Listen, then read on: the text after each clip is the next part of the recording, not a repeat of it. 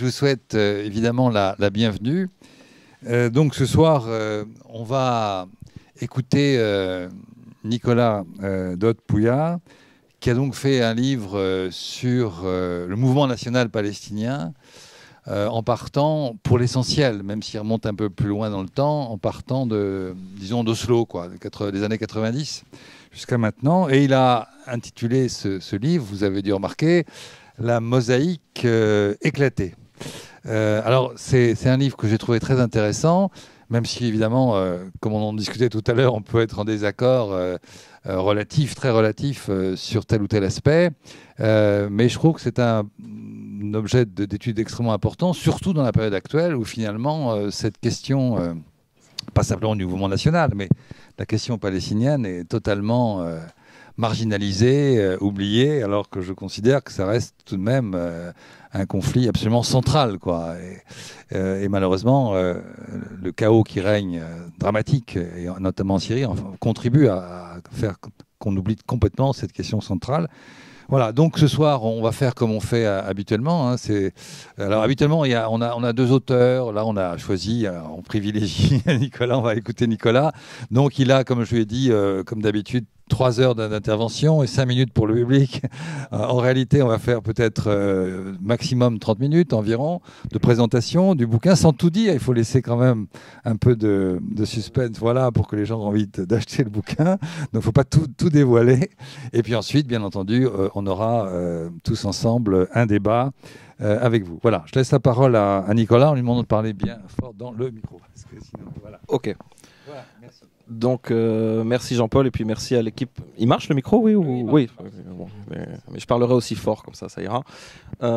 Donc, merci aussi à l'équipe de l'IRMO pour cette invitation. C'est pas la première fois que je viens ici, donc c'est toujours un plaisir de revenir parmi vous, quoi. Bon. Donc je vais pas essayer, je pourrais pas exposer tous les aspects du livre, parce que Jean-Paul m'a dit si tu les exposes tous. Et si je dis ce que j'ai dit il y a 2 jours au Collège de France, j'avais dit aux gens si vous avez bien compris ce que j'ai dit, vous n'avez pas besoin d'acheter le livre. Ça veut dire. Donc je vais essayer de garder des espèces de secrets, quoi. Et donc vous allez l'acheter. Voilà, c'est grosso modo c'est la logique.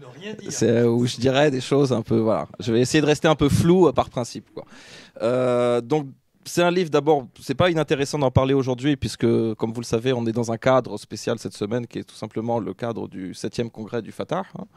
Le dernier congrès s'était tenu en 2009. C'est un congrès qu'on sait assez bouclé, par ailleurs, puisque certains ex-partisans ou partisans de Fatah ont été plus ou moins mis à la porte par Mahmoud Abbas. Donc un congrès assez contrôlé, mais... Voilà, il y a encore une actualité palestinienne avec ce congrès de Fatah aujourd'hui qui attire les regards, qui pose beaucoup de questions. Donc il y a encore une actualité palestinienne au sein du monde arabe. Pourquoi ce livre? D'abord, ce livre, c'était pas une idée que j'avais eue moi, c'est une commande à l'origine de l'Institut des études palestiniennes, et c'est une copublication avec l'Institut des études palestiniennes qui est basée à Beyrouth et à Ramallah, un livre où on se disait il y a peut-être un vide à combler parce qu'il y a beaucoup d'ouvrages sur l'autorité nationale palestinienne, il y a beaucoup d'ouvrages sur les camps de réfugiés palestiniens du Liban, sur les ONG palestiniennes, sur la Cisjordanie, etc. Il y a eu des ouvrages aussi sur le Hamas beaucoup ces dernières années, mais il y a des manques, il n'y a pas de livre sur le Fatah, il n'y a pas de livre sur la gauche palestinienne, et il n'y avait pas effectivement, du point de vue de l'Institut des études palestiniennes, qui sont des amis avec qui on travaille, etc., il n'y avait pas ces dernières années une espèce de livre synthétique sur la question de ce qu'on appelle le mouvement national palestinien et qui interroge aussi cette notion de mouvement national palestinien en disant est-ce qu'il y a encore un mouvement national palestinien? Moi, je réponds par la positive, je dis oui, il y a un mouvement national palestinien. J'utilise comme titre la mosaïque éclatée. Pourquoi la mosaïque éclatée? On peut d'abord se pencher sur le premier mot qui est la mosaïque. La mosaïque, c'est pas un terme péjoratif. Pour moi, c'est un terme extrêmement positif. C'est joli, une mosaïque.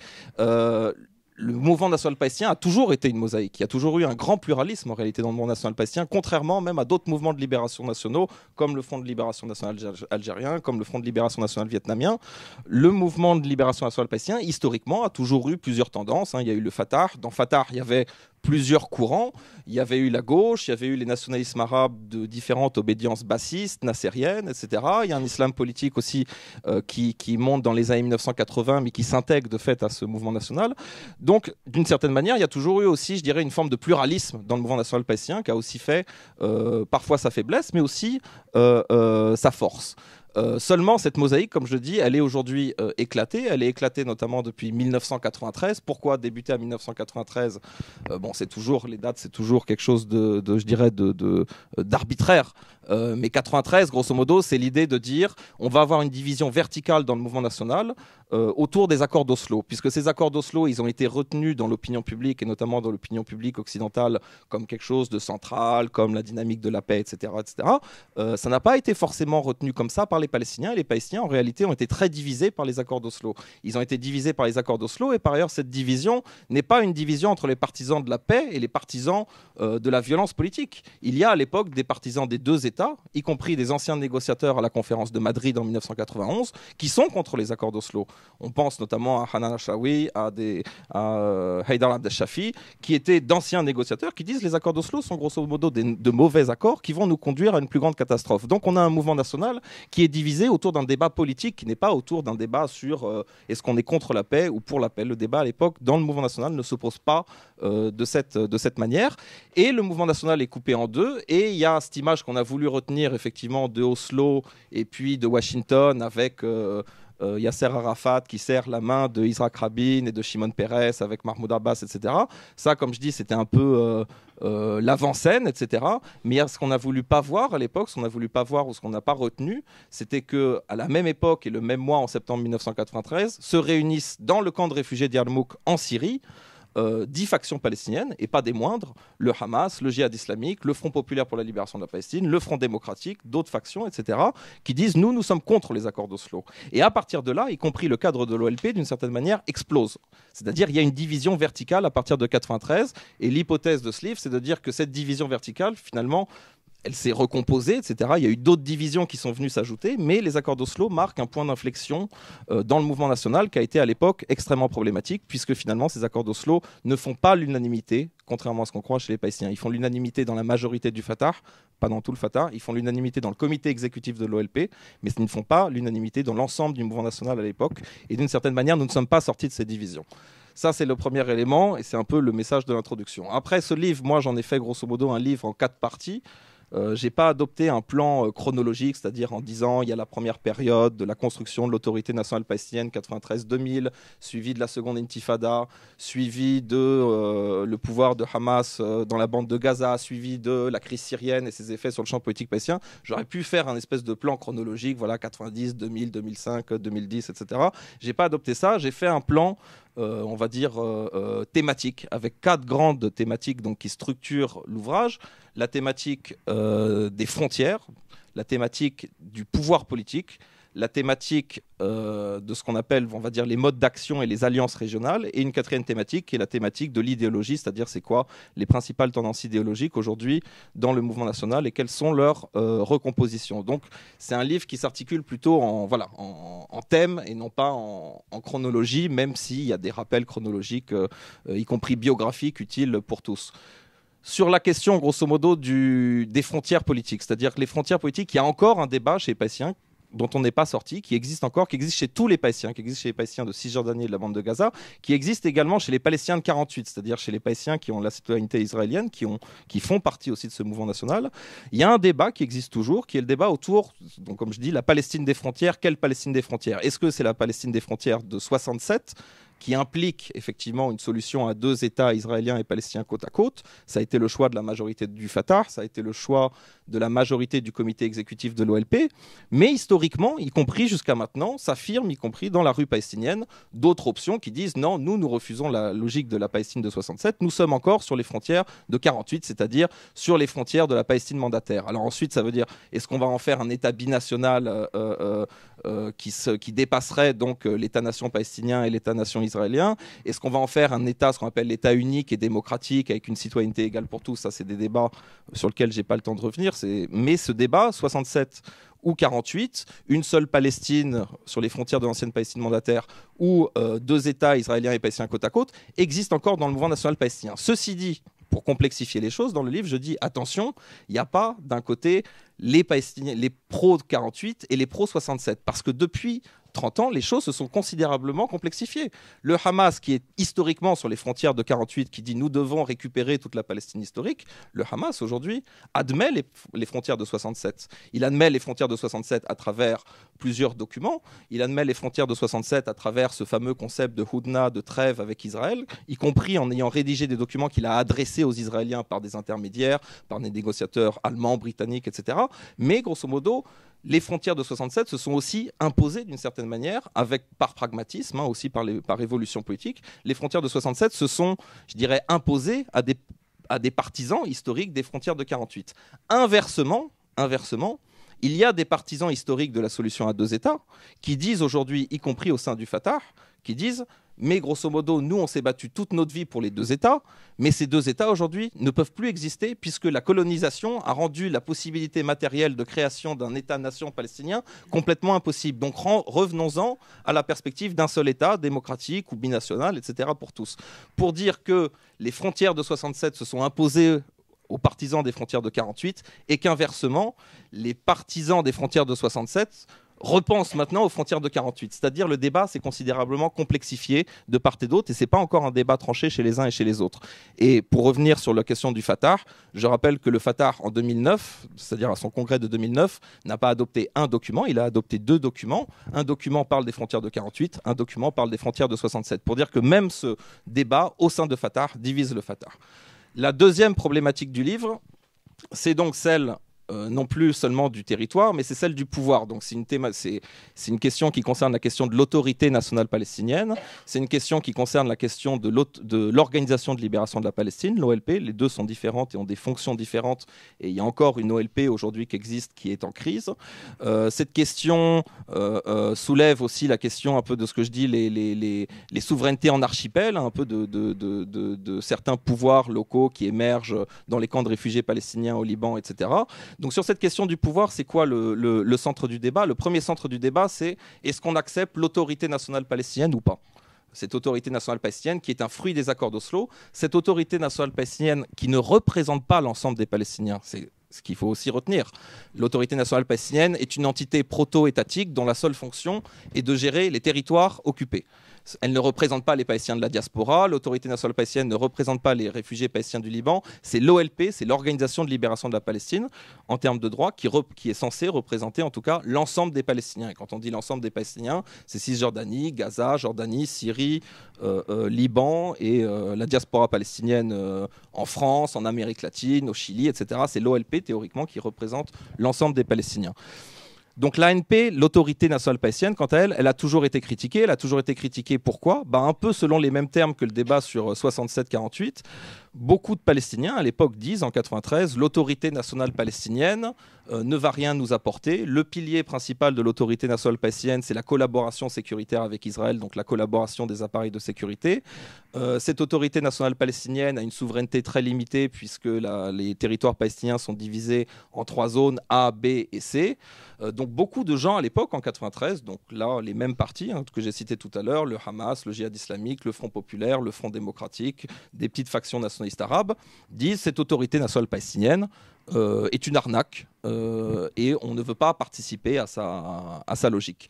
D'autres voix palestiniennes disent à l'époque l'autorité nationale palestinienne c'est pas satisfaisant, c'est pas un État-nation, mais pour la première fois nous avons une autorité locale en Cisjordanie et dans la bande de Gaza qui va pouvoir nous permettre de construire quelque chose pour l'avenir, et tout dépendra du rapport de force et des négociations avec Israël et avec les États-Unis. Et donc il y a ces deux points de vue, je dirais un point de vue plus principiel d'un côté, un point de vue plus pragmatique de l'autre, qui s'affrontent au sein du mouvement national. Et là aussi les choses se sont complexifiées parce qu'en fait les opposants historiques à l'autorité nationale palestinienne, comme le Hamas, ils ont intégré la logique de l'autorité nationale palestinienne. Ils ont intégré la logique de l'autorité nationale palestinienne parce qu'ils se présentent aux législatives de 2006, par exemple. Ils participent à des gouvernements d'union nationale. Ils signent aujourd'hui des documents avec le Fatah parlant de « faisons un gouvernement d'union nationale ». Quand on parle d'un gouvernement d'union nationale, ça veut dire un gouvernement d'union nationale au sein de l'autorité nationale palestinienne. Ça ne veut pas dire autre chose. Donc c'est-à-dire que les opposants historiques à l'autorité nationale palestinienne, finalement, tout comme certains avaient intégré la logique des frontières 67, et ben certains ont intégré la logique de l'autorité nationale palestinienne. Mais de l'autre côté, des partisans historiques de l'autorité nationale palestinienne sont aujourd'hui dans un constat d'échec et disent effectivement cette autorité nationale palestinienne ne marche pas, c'est un instrument de l'occupation, son pilier est la coopération sécuritaire avec Israël, nous avons essayé de construire quelque chose, ce quelque chose est un échec et grosso modo, il faut sortir de l'autorité nationale palestinienne pour en revenir à une logique d'unification du mouvement de libération nationale et d'arrêter surtout la collaboration sécuritaire avec Israël. Donc là aussi, les points de vue qui existaient en 93 se sont, je dirais, un peu mélangés et complexifiés avec le temps. Ce qui fait qu'il y a un autre débat central qui est remonté au fur et à mesure des années dans le mouvement national palestinien, c'est le débat autour de la réforme de l'OLP cette fois, c'est-à-dire de la réforme de l'Organisation de libération de la Palestine. Pourquoi ? Parce que comme je l'ai dit, l'OLP, c'est elle qui représente l'ensemble des Palestiniens de Cisjordanie, de Gaza, du Liban, de Syrie, de Jordanie, d'Amérique latine. C'est l'OLP qui représente tous les Palestiniens. Cette OLP est en crise, mais beaucoup de partis politiques dans l'OLP et en dehors de l'OLP disent aujourd'hui il faut retrouver un cadre commun, comme il y avait dans les années 1970, 1980. Il faut trouver un cadre commun pour que tous les Palestiniens puissent discuter ensemble, que les Palestiniens de la diaspora et que les Palestiniens de l'intérieur puissent discuter ensemble. Il faut trouver un cadre commun pour créer une nouvelle stratégie, et ce cadre commun ne peut être qu'une OLP réformée. Et depuis 2005, c'est-à-dire depuis mars 2005, en mars 2005, 13 factions palestiniennes se réunissent au Caire, avec le soutien également des autorités à l'époque égyptiennes et des services égyptiens. 13 factions palestiniennes, c'est-à-dire les principales, le Fatah, le Hamas, etc., se réunissent au Caire et signe un document à l'époque, qui sont les accords du Caire, disant qu'il faut une réforme de l'OLP, que cette réforme de l'OLP doit être basée sur de nouvelles élections du comité exécutif de l'OLP, doit être basée sur l'intégration de Hamas et du djihad islamique dans l'OLP, et depuis 2005, il y a cette idée, effectivement, qui est centrale chez tous les partis, qu'il faut réformer l'OLP.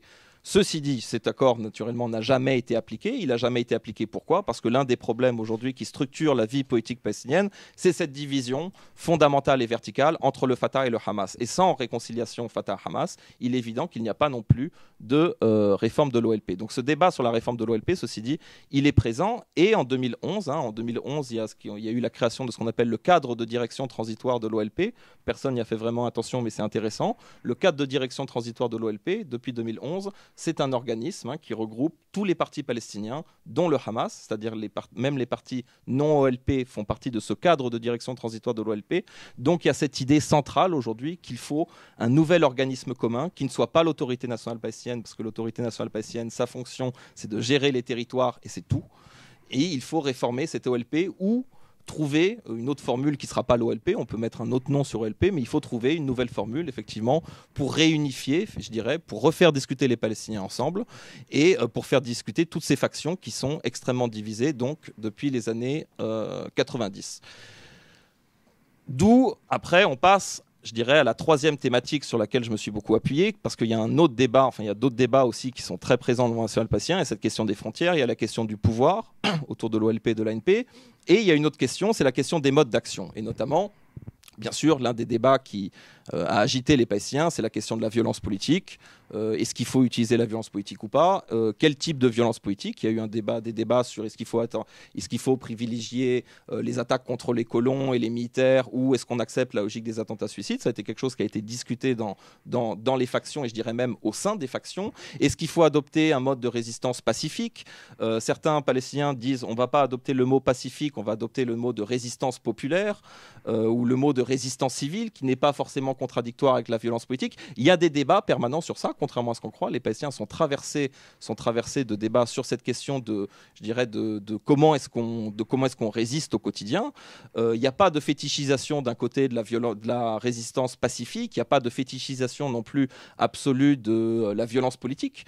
Il peut y avoir des évolutions chez certains dirigeants. On a vu des évolutions, par exemple, chez un personnage comme Khaled Meshal, le dirigeant de Hamas, qui avant était plutôt sur une ligne d'affrontement violent avec Israël, qui maintenant, au sein de Hamas, contre d'autres dirigeants de Hamas, est plutôt sur une ligne de dire la résistance civile, comme il l'a dit, la résistance civile à la force d'un tsunami. Donc lui, maintenant, il est plutôt sur la thèse la résistance civile, ça marche mieux que la violence politique, etc. Donc ces débats traversent les relations palestiniennes jusqu'à aujourd'hui. Encore une fois, c'est pas des débats tranchés. Et puis c'est des débats, il faut aussi les remettre dans un cadre, je dirais, historique. C'est des débats qui ont traversé tous les mouvements de libération nationaux. C'est des débats qui ont traversé l'histoire de l'ANC avec Nelson Mandela en Afrique du Sud, qui a eu aussi utilisé la violence politique à une époque. C'est des débats qui ont traversé des mouvements de libération en Amérique latine, en Asie, etc. C'est des débats. Les débats du mouvement national palestinien, de ce point de vue-là, ne sont pas des débats particulièrement originaux. C'est des débats qui se sont posés dans d'autres périodes de l'histoire. Un autre débat qu'induit la question des modes d'action, c'est la question avec qui on s'allie. Parce que le problème, c'est que les Palestiniens, naturellement, on va dire, c'est un petit peuple, tant en termes de nombre qu'en termes de superficie, qui se bat historiquement dans des conditions de solitude extrême, si ce n'est tragique. Ils n'ont pas de ressources, ils n'ont pas d'armée, ils n'ont pas de... Et souvent, donc, c'est un peuple, on va dire, sous dépendance, forcément. Sous dépendance dans le sens où ils doivent, parce qu'ils n'ont pas le choix, de toute façon, créer et faire des alliances régionales, voire même internationales. Ce débat sur les alliances politiques et régionales, il se pose dans les années 1990. Et là aussi, il y a grosso modo, vraiment, je vous brosse les choses d'une manière un peu caricaturale, mais il y a grosso modo deux lignes. Il y a la ligne de Yasser Arafat et de la direction de Fatah, qui est de dire, avec la chute de l'Union soviétique et avec la fin d'un certain rapport de force mondiale, nous n'avons pas le choix que de nous appuyer, on va dire, premièrement sur les grands États de la Ligue arabe et deuxièmement, on va dire, sur les forces occidentales et sur un deal avec les États-Unis pour négocier avec Israël. Grosso modo, il faut aussi se rappeler que les accords d'Oslo interviennent à l'époque dans un contexte très spécial, qui est le contexte, il n'y a plus d'Union soviétique, il y a eu la chute du mur, il y a ce qu'on appelle à l'époque l'hégémonie américaine, c'est comme ça aussi que les Palestiniens perçoivent les choses, ils se disent on n'a plus d'alliés réels à l'échelle internationale, et donc on doit parier un peu sur cette logique, à travers aussi la force du droit international, mais on doit parier effectivement sur un deal, notamment avec les États-Unis, pour négocier avec Israël. D'autres, à l'époque, disent, puisqu'on est face à cette hégémonie américaine, allions-nous aux opposants à l'hégémonie américaine dans la région. Et grosso modo, il y a cette idée chez beaucoup de partis politiques palestiniens, que ce soit le Hamas, le Djihad islamique, le FPLP, le FDLP et d'autres, qu'il faut d'abord s'appuyer sur la force syrienne, iranienne, et également sur la dynamique au sud Liban de plus en plus montante du Hezbollah libanais, qui obtiendra donc en mai 2000 le retrait des troupes israéliennes. Ça, grosso modo, c'est ce qu'on a appelé à l'époque l'axe de la résistance. Et grosso modo, il y a ces deux choix qui se posent. Et ces deux choix, grosso modo, continuent à alimenter la vie politique palestinienne, on va dire, jusqu'en 2011. Je dis jusqu'en 2011 parce qu'en 2011, il va y avoir un tout petit changement. Ça va être la crise syrienne. Et la crise syrienne va un peu bouleverser les axes. Je ne vais pas rentrer dans le détail parce que c'est extrêmement compliqué. Mais la crise syrienne va bouleverser les axes puisque le Hamas, qui était partisan de l'Iran et de la Syrie, va faire le choix de soutenir le soulèvement syrien. En fait, c'est la seule organisation palestinienne qui a soutenu le soulèvement syrien. Les autres organisations palestiniennes, grosso modo, sont plutôt dans une démarche de dire prenons la non-intervention et ne prenons pas parti entre le régime et l'opposition, parce que historiquement, quand on a pris parti dans un conflit arabe, on a toujours pris plein dans la figure à la fin. Le Koweït, la Libye, etc. Les Palestiniens, lorsqu'ils ont pris position dans des conflits intra-arabes, l'ont toujours payé très cher, même au Liban pendant la guerre civile libanaise. Donc la majorité des partis palestiniens disent nous, on ne va pas intervenir dans la crise syrienne, on va rester un peu à côté. Le Hamas, lui, soutient le soulèvement syrien, le soutient aussi au niveau des armes. Le Hamas a participé au soulèvement syrien à partir de 2012-2013. Il a combattu avec d'autres factions de l'opposition. Et grosso modo, là on voit cet axe historique qu'on appelait l'axe de la résistance. Effectivement, il explose un peu, parce que le Hamas était un des piliers de cette alliance avec Téhéran et Damas, et à l'époque le Hamas rompt donc avec Damas et avec Bachar el-Assad. Ceci dit, le Hamas reste un parti pragmatique, il observe l'évolution de la situation politique régionale, et aujourd'hui le Hamas est plutôt dans une démarche de réconciliation avec l'Iran. Il est dans une démarche de réconciliation avec l'Iran après la crise syrienne, parce qu'il se dit grosso modo, est-ce qu'on va s'appuyer sur la Turquie? Bon, la Turquie, d'accord, il y a Erdogan, mais c'est quand même un pays qui reste membre de l'OTAN. Donc pour mettre nos directions dans un pays membre de l'OTAN, c'est quand même un peu risqué. Est-ce qu'on va s'allier au Qatar, qui joue toujours un double jeu avec les Américains? C'est aussi problématique. Donc dans le Hamas, il y a un débat, mais grosso modo, la tendance aujourd'hui, c'est de se réconcilier avec l'Iran, sans couper avec la Turquie et avec le Qatar, mais quand même de se réconcilier avec l'Iran. Donc pour dire que l'un des débats, toujours chez les Palestiniens, parce que je répète, c'est un acteur faible, c'est un acteur qui a une grande force symbolique, mais qui n'a pas de ressources, pas d'armée, pas de territoire, pas d'État-nation. Il est toujours aussi dans un débat sur avec qui s'allier au niveau régional et au niveau international. Et ça, c'est une question toujours extrêmement déchirante, mais qui a déchiré le mouvement national palestinien en amont. Ces débats existaient déjà dans les années 1980 autour de l'alliance avec la Syrie, etc. Ça a toujours été des débats extrêmement difficiles. Dernière partie du livre, grosso modo, c'est une réflexion plus sur l'idéologie. Je vais aller très vite, c'est pas de faire une histoire des idées, mais c'est de dire, grosso modo, effectivement, dans les années 1970 et 1980, le mouvement national palestinien était considéré, à l'époque, si on se remet dans l'esprit de l'époque, d'abord comme un mouvement progressiste, et était considéré, y compris dans le monde arabe, comme, on va dire, l'avant-garde de la révolution arabe, ce qu'il était en un sens. Il y a eu à l'époque, il ne faut pas l'oublier, des dizaines et des dizaines de combattants venus du monde arabe, mais pas seulement venus du monde arabe, mais des dizaines et dizaines de combattants qui intégraient les formations palestiniennes. Ils allaient au Liban. Il y a eu des Tunisiens, il y a eu des Marocains, il y a eu des Algériens, il y a eu des Égyptiens, il y a eu des Jordaniens membres de Fatah, membres du FPLP, membres du FDLP, etc. Disons que cette période des années 60, 70, 80, c'est vraiment la grande époque, on va dire, des décolonisations, du tiers-mondisme, de la domination, on va dire aussi des idées socialistes et socialisantes à l'époque, qui touchaient y compris le Fatah. Le Fatah avait des tendances de gauche, etc., très fortes. Yasser Arafat lui-même, il maniait plusieurs discours, mais des fois, il utilisait aussi ce vocabulaire tiers-mondiste, voire même socialisant. Bon, les années 90, on passe à autre chose, parce que la grande vague décoloniale s'est essoufflée. Certains nationalismes décoloniaux ont disparu. Le nasserisme, il n'est pas mort dans l'idée, mais il y a eu le passage de Sadat, qui a quand même été un tournant, y compris en économie et du point de vue libéral. Il y a la crise des deux Basses, le Basse irakien et le Basse syrien, qui ne ressemblent plus vraiment à ce que c'était le Basse originellement dans les années 50-60. Donc on est quand même dans une crise des idéaux, on va dire, socialisants, tiers-mondistes, etc. Et c'est vrai que la tendance, elle est plutôt d'abord à une montée de l'islam politique, qui existe déjà depuis les années 80. Le Hamas existe depuis 87. Le djihad islamique existe depuis la fin des années 70, début des années 80, mais c'est vrai qu'on a, grosso modo, pour aller vite, une montée de ce qu'on appelle l'islam politique, plus inspiré des frères musulmans pour le Hamas, plus inspiré de la révolution iranienne pour le djihad islamique. Ceci dit, quand on parle de cet islamisme, je n'ai pas le temps d'aller au fond des choses, mais comme je dis, c'est un islamo-nationalisme. C'est un islamo-nationalisme dans le sens où ces formations sont devenues des formations nationalistes au sens propre. Et le Hamas, contrairement à ce qui est dit ou contrairement à ce qu'on croit parfois, s'inscrit d'abord dans un imaginaire nationaliste. Ça ne veut pas dire qu'il a abandonné l'imaginaire islamiste, mais l'exemple qu'on donne souvent, c'est en 2006. En 2006, si vous vous souvenez, il y a la crise en Tchétchénie. Donc Poutine est opposé aux islamistes tchétchéniens, etc. Et les Russes invitent le Hamas à Moscou. Et le Hamas va à Moscou. Et plein de frères musulmans dans la région disent « Ah, mais le Hamas, comment vous pouvez aller à Moscou, etc. Ils sont en train de massacrer les Tchétchènes, c'est injuste, etc. Vous ne devez pas y aller, etc. » Et le Hamas, à l'époque, justifie sa position en disant « Mais nous, on est palestiniens d'abord. Nous, on a des problèmes. On vient juste d'être élus. On est encerclés. Les États-Unis veulent nous couper toutes les vivres. Donc, on doit établir de nouvelles alliances internationales. Alors, ce qui se passe en Tchétchénie est triste. Mais nous, on est un parti politique palestinien qui défendons aussi les intérêts des Palestiniens. Donc on va à Moscou, on va discuter avec Lavrov, on va discuter avec Poutine, on va discuter avec tout le monde, tout comme on pourrait discuter avec d'autres. Mais on s'aperçoit à l'époque, on réalise aussi que le logiciel politique de Hamas, c'est pas qu'un logiciel islamique et c'est pas du tout un logiciel à l'époque pan-islamique. C'est un logiciel en fait très nationaliste de dire nous, on doit gérer la bande de Gaza, on est dans une mer de Noir et puis on va là où on nous invite parce que la situation est extrêmement difficile pour nous. Donc ils ont intégré d'une certaine manière ce logiciel nationaliste. Ça ne veut pas dire qu'ils ont abandonné un autre logiciel qui est le logiciel islamique, mais il y a des phénomènes, je dirais, de rencontre entre les deux.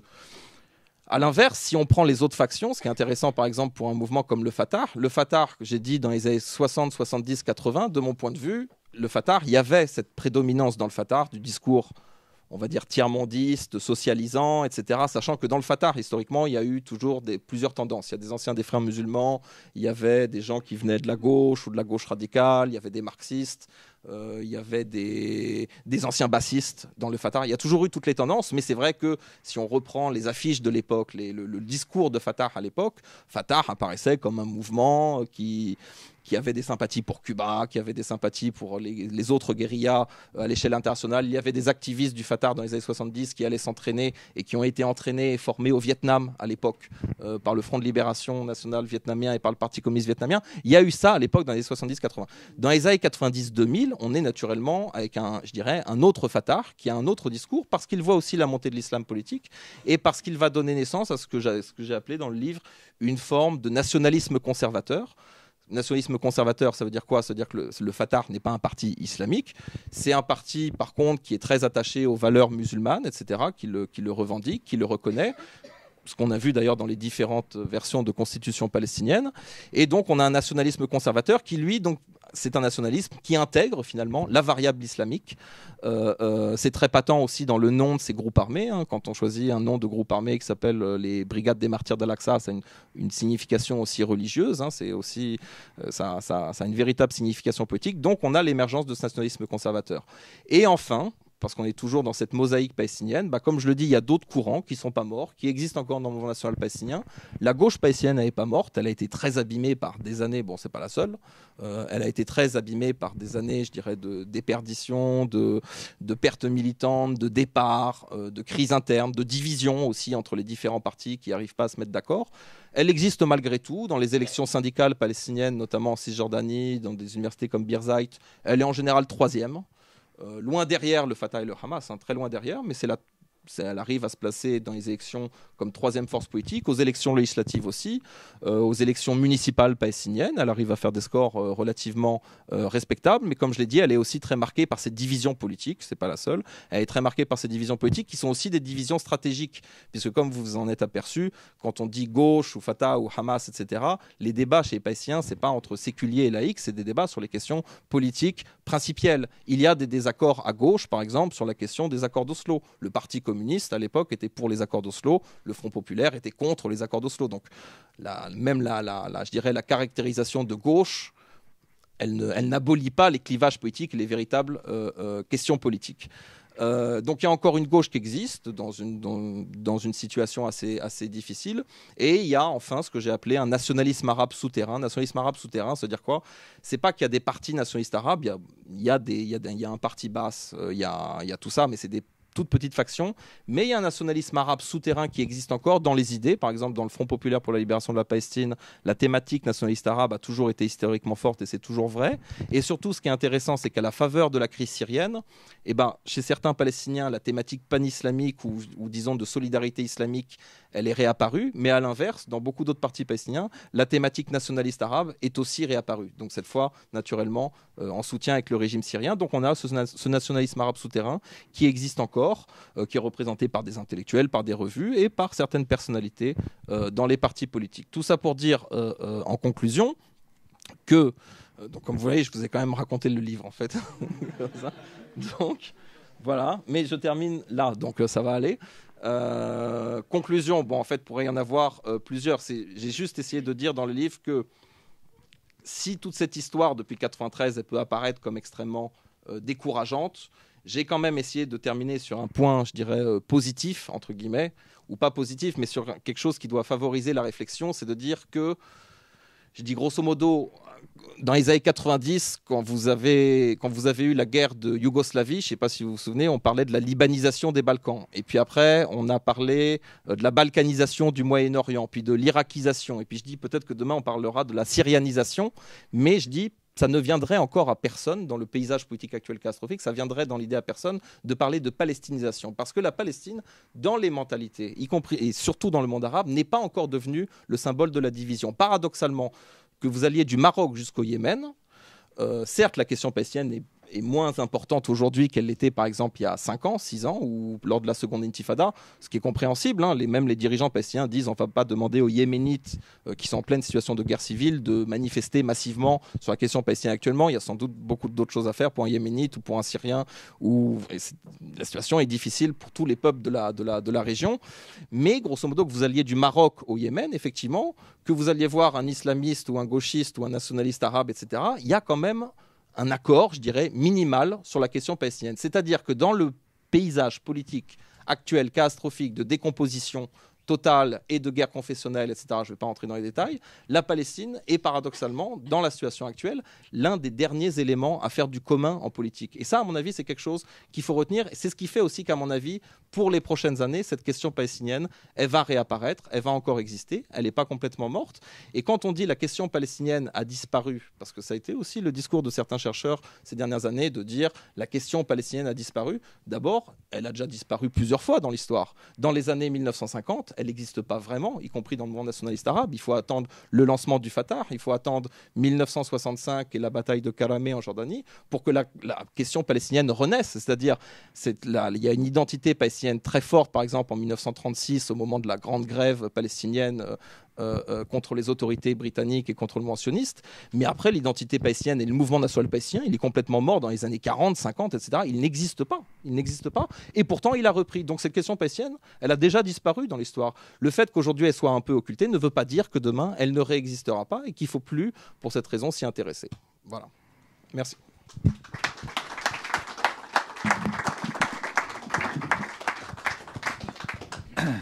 Bien, merci Nicolas. Donc, tu n'as pas pu t'empêcher de tout donner, mais à mon avis, il y a encore beaucoup d'autres points, et c'est le débat qui va les faire apparaître. Donc, allons-y. On devrait avoir un micro, sinon, bah, ouais, vas-y. Ah, voilà peut-être un micro. Oui, un micro.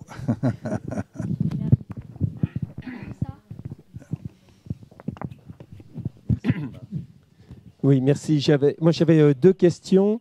La première, c'est, tu as dit donc que la question centrale, en fait, pour revivifier, je vais dire, l'OLP, c'était la question de la réconciliation entre Fatah et Hamas. On a eu droit à des épisodes, je vais dire, multiples depuis tu as cité 2005, pratiquement, tous les 2-3 ans, au Caire, à Doha, etc.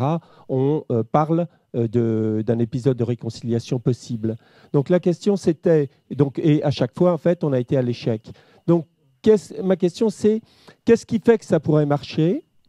Et deuxième sous-question, en quoi la gauche peut apporter en fait sa pierre à cette réconciliation? C'est la première question. Et la deuxième question c'est, tu as parlé aussi de la gauche en disant donc qu'elle était extrêmement, effectivement, émiettée et relativement petite, même si en troisième position, on a différents résultats électoraux. On a eu, lors des élections avortées d'octobre municipales, l'idée de liste unie, ou je ne sais plus comment exactement on les a appelées, entre les différents partis. Est-ce que c'est une hypothèse en fait crédible? Sur quoi est-ce qu'ils peuvent se retrouver? Et est-ce que les différences que tu as évoquées sur les différentes positions, que ce soit sur les frontières, sur l'exercice du pouvoir, etc., permettent en fait d'arriver à une forme d'unité au sein de la gauche? Merci. On prend une question par question, ou bien on en prend peut-être 2-3 questions? Alors, allons-y, 2-3 questions, et puis vous avez évoqué plusieurs problématiques. Vous n'avez pas du tout évoqué une problématique économique. Les Palestiniens se désintéressent quand même pas totalement des problèmes économiques. Okay. C'est votre question? Ouais. Et puis, oui, non. Une dernière, et puis après, je redonne la parole à Nicolas. Bonjour, Antoine Garot, je suis étudiant, je suis en 5e année de doctorat sur la question palestinienne. Je travaille sur les mobilisations sociales et donc sur la résistance populaire. Parce que j'ai utilisé comme Al-Mukarrama al-Shabia. Je reviens de Ramallah il y a 2 jours, en plein contexte donc, de ces élections. Et vous avez beaucoup parlé de division verticale du mouvement. Et moi, de ce que j'ai pu analyser sur le terrain, je m'intéresse que à la Cisjordanie, bien sûr.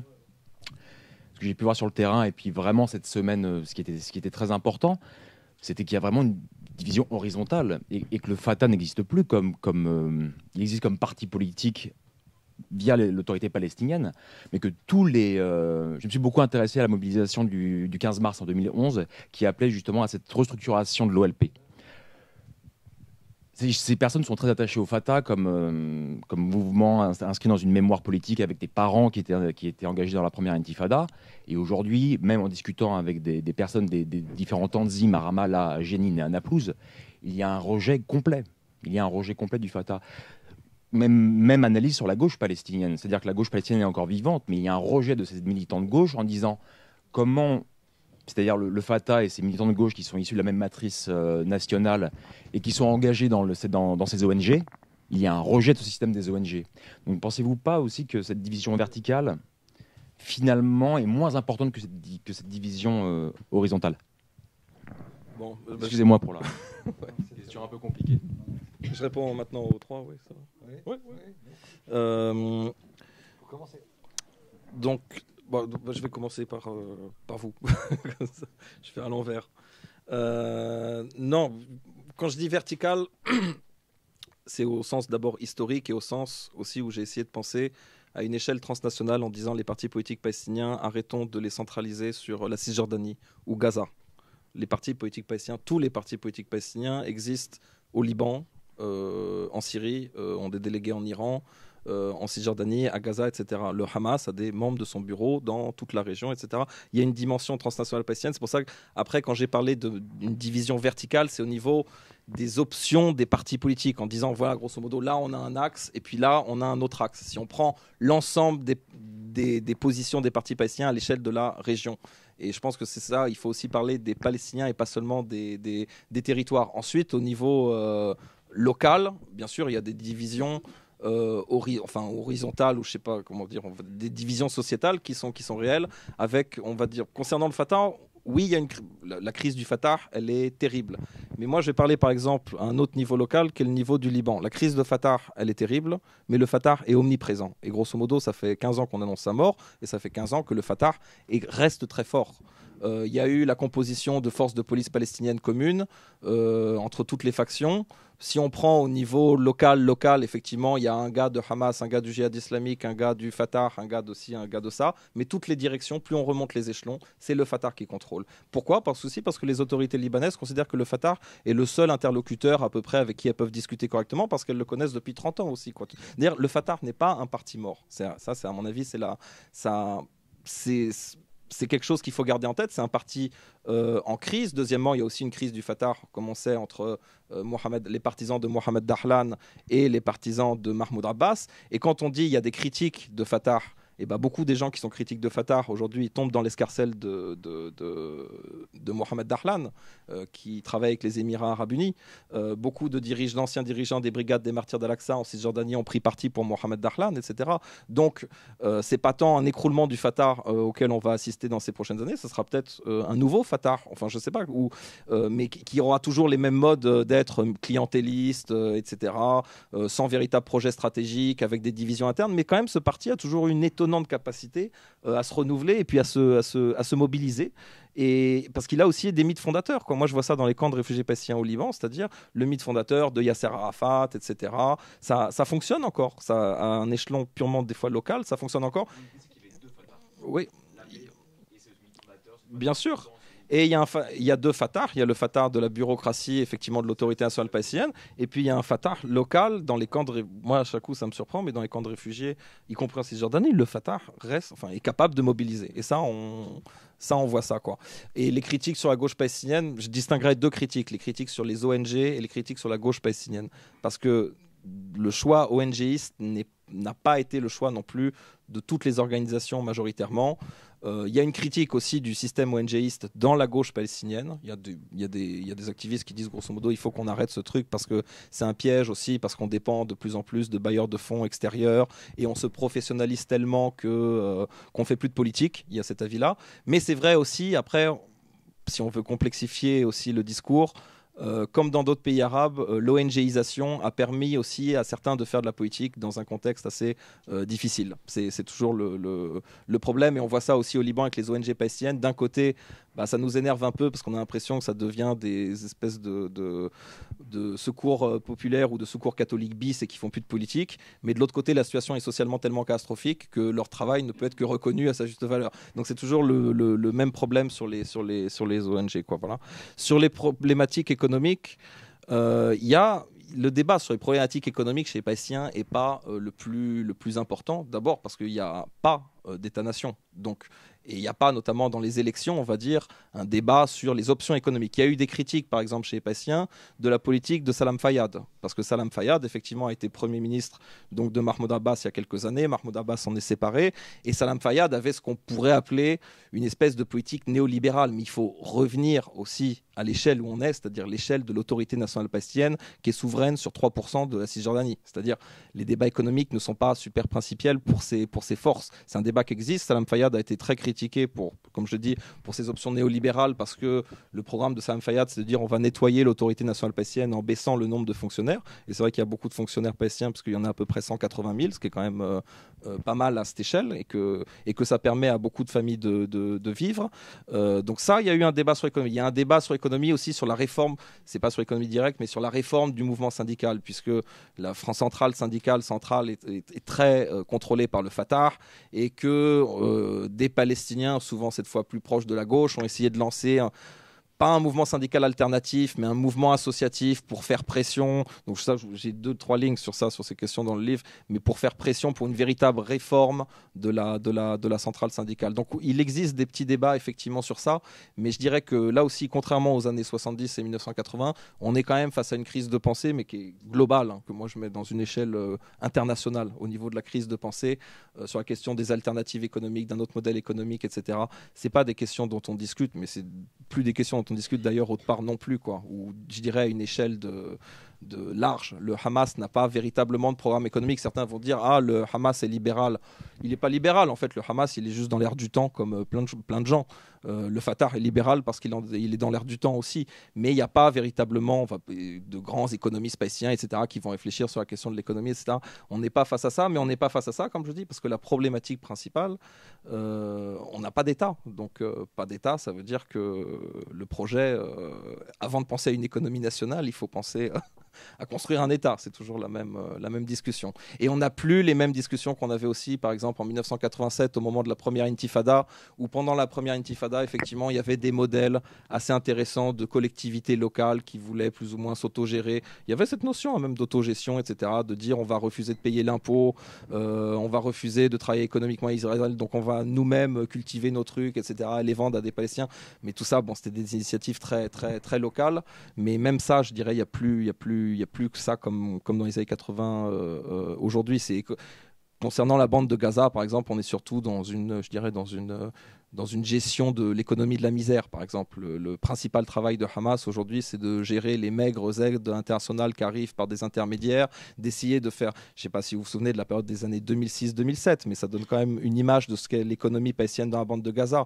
Les années 2006-2007, c'est Mahmoud Zahar, à l'époque ministre des Affaires étrangères palestiniennes, qui raconte comment il est arrêté par les autorités égyptiennes parce que dans sa valise, il a récupéré des millions de dollars qu'il a récupéré en Iran, dans tel et tel pays lors de sa tournée régionale, et qu'on lui pique cet argent. C'est ça, à un moment, l'économie palestinienne sous siège aussi. Et voilà, c'est comme je dis, une gestion d'une économie de misère aussi, dans ce sens-là, quoi. Et la situation est malheureusement différente aussi en Cisjordanie, Gaza, camp du Liban.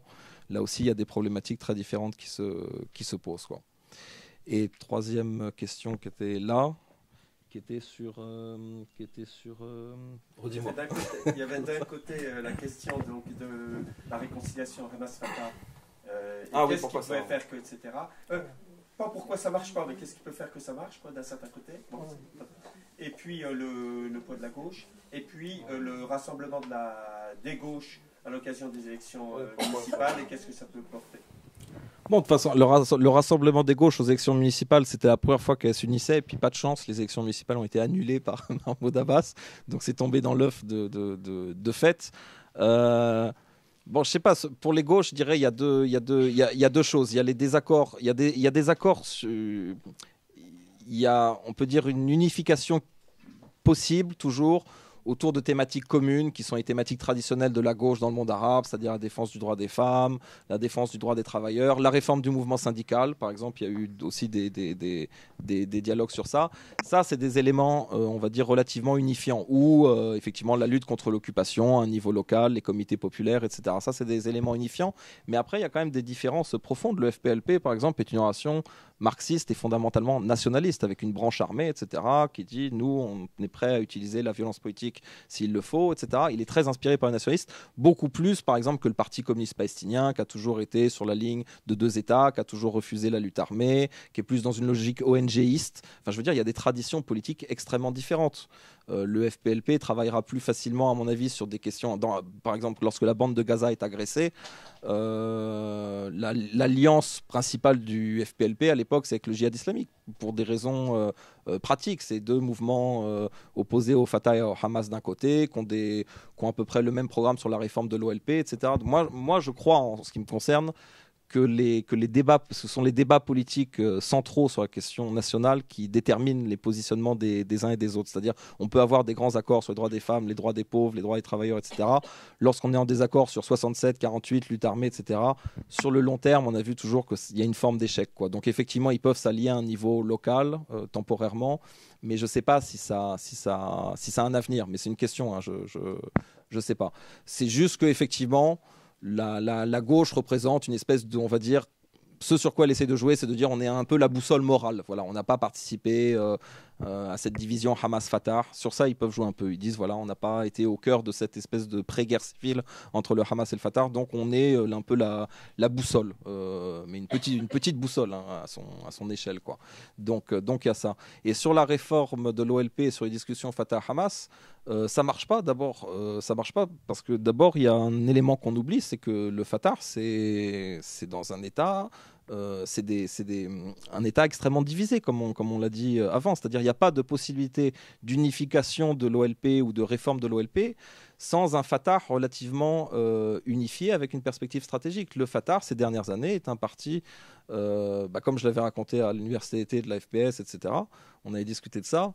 Au Liban, on parle toujours des salafistes et des djihadistes, etc. Mais au Liban, pendant toute une période, le principal quotidien des Palestiniens, ça a été d'assister aux affrontements inter-Fatah entre les partisans de Dahlan et les partisans de Abbas, chacun avec des groupes armés respectifs qui se tiraient dessus au camp de Ain el-Helwé. C'est-à-dire c'est ça aussi l'état de Fatah. Donc il est aussi difficile de se réconcilier avec un mouvement, y compris, et ça le Hamas le dit, et d'autres factions le disent, et sur ça, on peut dire qu'ils ont raison. Comment se réconcilier avec un mouvement, le Fatah, qui lui-même ne se réconcilie pas avec lui-même? Je veux dire, la crise de Fatah est une des conditions aussi pour la réforme de l'OLP, et malheureusement, cette crise de Fatah, elle continue.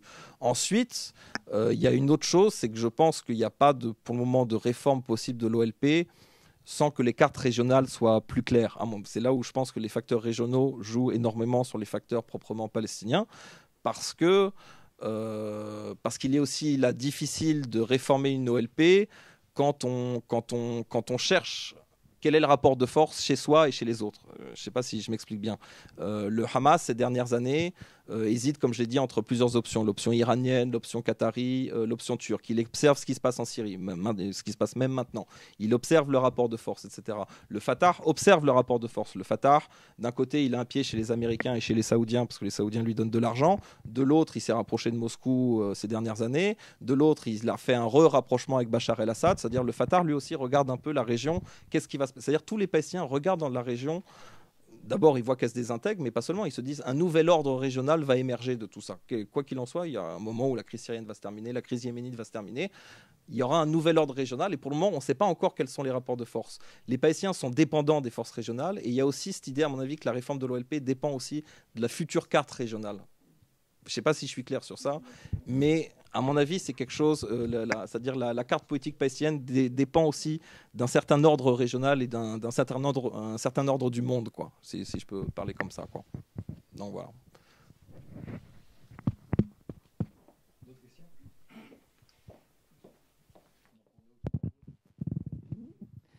Bonjour, oui, merci pour tout ça. J'aimerais que vous nous éclairiez un peu sur l'importance de Marwan Barghouti, pas forcément en tant que force politique, mais en tant que ce qu'il représente dans l'idée palestinienne.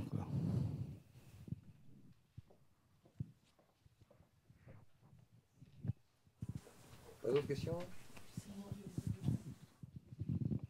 Quel est l'intérêt pour l'autorité palestinienne de la coopération sécuritaire? C'est l'argent.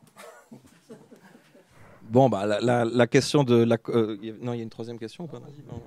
Bon, la question de l'autorité nationale palestinienne s'est bâtie sur l'idée de la coopération sécuritaire. L'un des points centraux des accords d'Oslo, c'est Israël qui dit nous, on signera rien du tout tant qu'il n'y a pas un volet sécuritaire qui est quand même sérieux.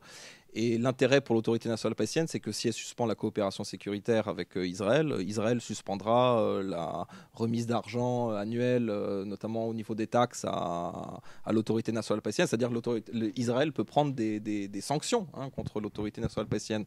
C'est pour ça que beaucoup de gens qui sont opposés à l'autorité nationale palestinienne disent, sans dire on veut la dissolution de l'autorité nationale palestinienne, disent on veut l'arrêt de la coopération sécuritaire avec Israël, parce qu'ils savent qu'on arrivera à un point de non-retour et qu'on en finira définitivement avec cette autorité, quoi. Donc l'autorité, d'ailleurs l'autorité aujourd'hui, je dirais, ne vit plus que sur le principe de la coopération sécuritaire avec Israël. C'est aujourd'hui, il ne faut pas oublier, l'autorité nationale palestinienne, c'est un appareil sécuritaire surdéveloppé, et il est difficile de faire de la politique en Cisjordanie aussi. Mais pas que pour le Hamas, pour toutes les factions. Il y a eu ces derniers mois des arrestations, etc., quoi.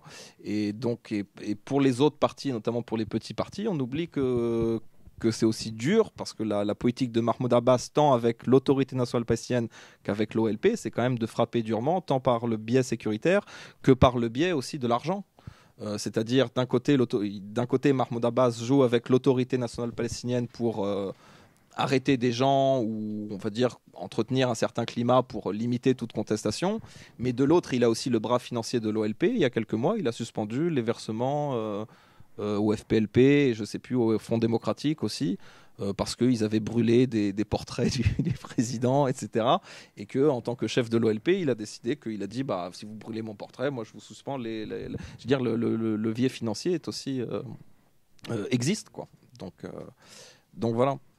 Et la question sur Merwan Barghoussi, je sais pas, moi, Merwan Barghoussi, j'ai deux points de vue. C'est que des fois, j'ai l'impression qu'il est très surestimé, mais qu'en même temps, il faut toujours en tenir compte. C'est-à-dire, on le présente comme le Mandela palestinien, bon, pourquoi pas, etc. Même ça ne veut pas dire grand-chose, parce que pour le moment, ça ne veut pas dire grand-chose.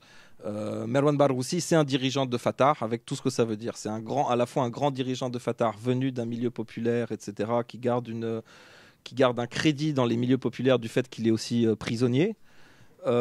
C'est quelqu'un qui n'a jamais hésité à faire des alliances multiples et assez parfois difficilement compréhensibles. C'est quelqu'un, on l'oublie, qui s'est allié à Mohamed Dahlan, qui a menacé à une époque de se présenter avec Mohamed Dahlan contre Mahmoud Abbas, qui ensuite, de sa prison, a décidé que finalement, non, il allait lâcher Mohamed Dahlan pour rejoindre finalement les rangs d'Abbas et de soutenir Abbas à la présidentielle. C'est aussi, il ne faut pas l'oublier, Merwan Barghoussi, quelqu'un qui fait simplement de la politique, et qui fait de la politique dans le Fatah aussi. C'est-à-dire qu'il joue sur les rapports de force internes à Fatah.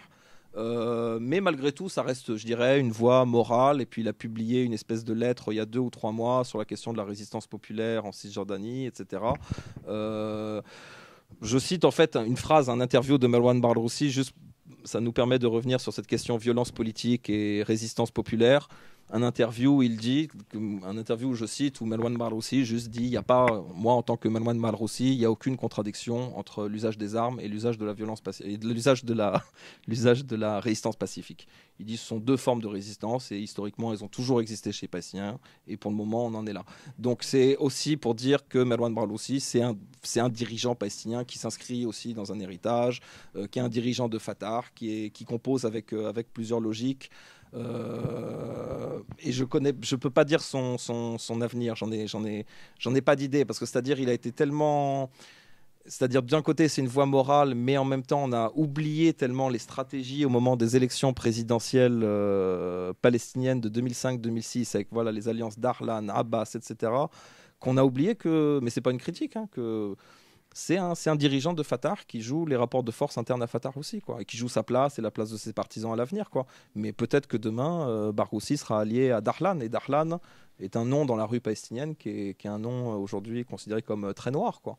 C'est pas impossible, mais peut-être pas. Peut-être qu'on aura un autre schéma, peut-être qu'on aura une opposition Barghoussi-Dahlan, c'est aussi possible. On peut y avoir plusieurs schémas qui se posent, quoi.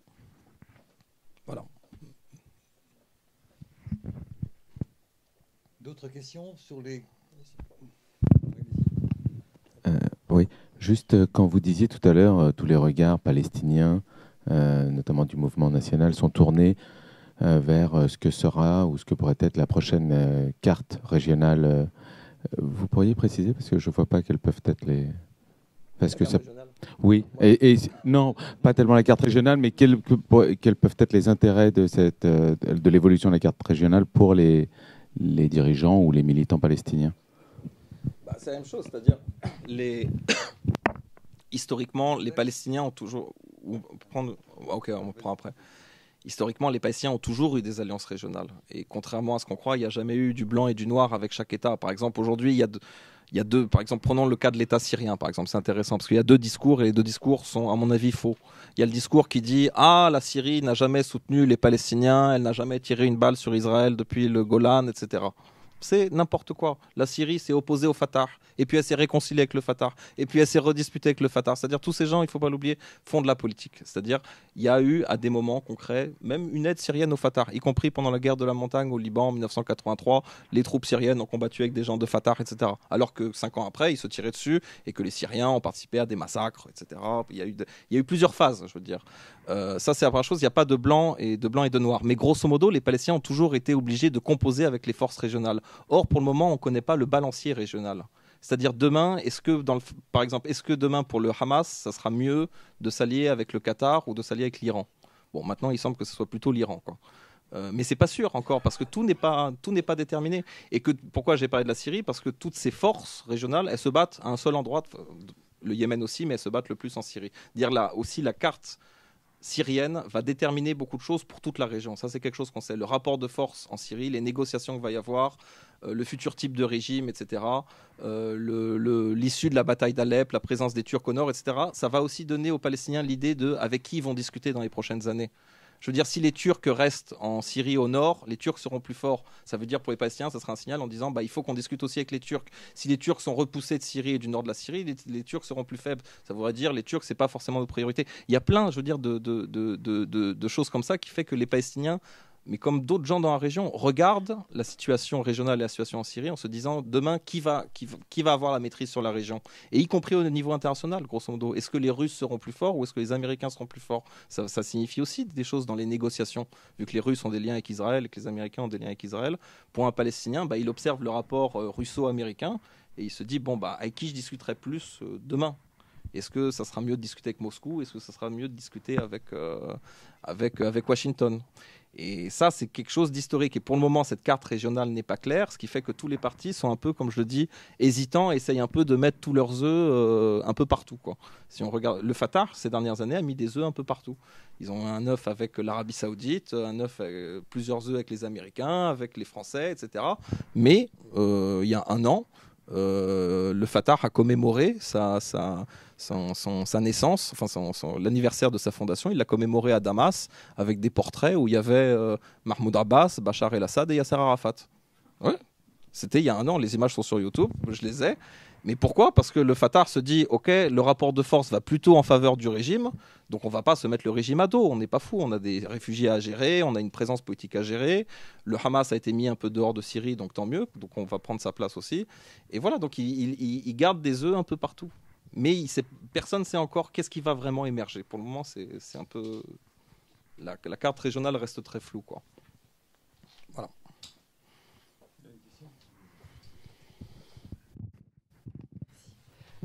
Oui, moi j'ai une question concernant Mohamed Darlan et son influence réelle ou supposée ou fantasmée en Cisjordanie et à Gaza. Est-ce qu'il dispose de soutien en cas d'un éventuel retour et qui serait susceptible de s'engager à ses côtés? On prend une autre question? Non, pas d'autres? C'est bon. Bon, en fait, l'influence de Mohamed Darlan, elle n'est pas que dans les territoires. Elle est, c'est pas pour le surestimer, en faire un être surpuissant, mais elle est dans tout le monde arabe. C'est-à-dire, aujourd'hui, Mohamed Darlan a été expulsé du Fatah en 2011, a toujours ses réseaux dans le Fatah, mais c'est l'homme, comme je dis, c'est le commis voyageur des Émirats Arabes Unis. C'est un diplomate qui joue aussi pour le compte des Émirats Arabes Unis. Il a un rôle en Tunisie, il a des liens dans le parti Nida Tunis. Il a un rôle très fort en Libye dans les liens avec le général Haftar. Il a un rôle avec l'opposition syrienne, puisqu'il a soutenu il y a quelques mois le lancement d'une nouvelle formation de l'opposition dirigée par Ahmed Jarba, qui est l'ancien dirigeant de la coalition nationale syrienne. Donc il a quelques pions dans l'opposition syrienne. Il a des pions avec les Égyptiens. Donc déjà, c'est un des diplomates des Émirats Arabes Unis qui travaille pour les Émirats, mais qui travaille aussi pour lui. C'est-à-dire il construit aussi des alliances régionales qui, si un jour il doit négocier sa place comme président de l'autorité nationale palestinienne, il va avoir des atouts parce qu'il aura des atouts dans le monde arabe, dans les services égyptiens, dans pas mal de réseaux. Et c'est ce qui fait qu'aujourd'hui, on a tendance aussi à pas à le surestimer, mais c'est-à-dire, même en Tunisie, je viens et puis je discute avec des gens, ils me disent « Ah, derrière ça, il y a Darlan. » On a l'impression que Darlan est partout, quoi, que c'est l'homme le plus puissant du monde arabe, quoi. C'est pas le cas, mais ceci dit, il fait de la diplomatie, il a des liens effectivement dans plein d'endroits. Il a construit réellement son réseau au Liban, dans les camps de réfugiés palestiniens. Une partie du Fatah est aujourd'hui fidèle à Mohamed Darlan, par opposition à Abbas.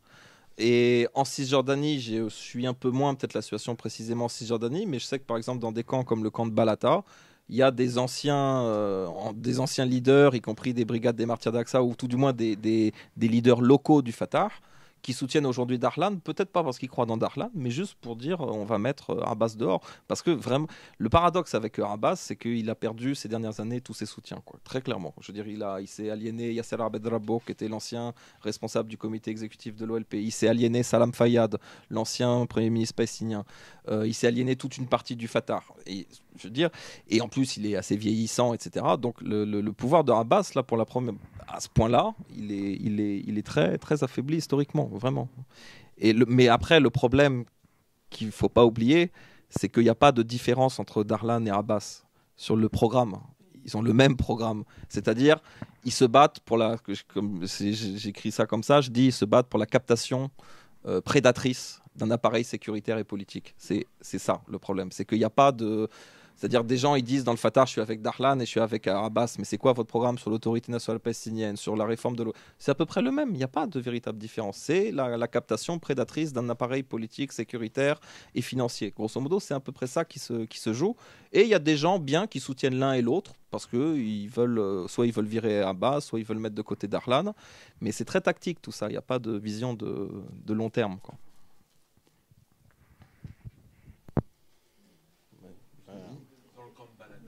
Allez, on va vous donner un... Excusez-moi. C'est même pas une question. C'était juste, je regardais, il y avait c'était assez cocasse.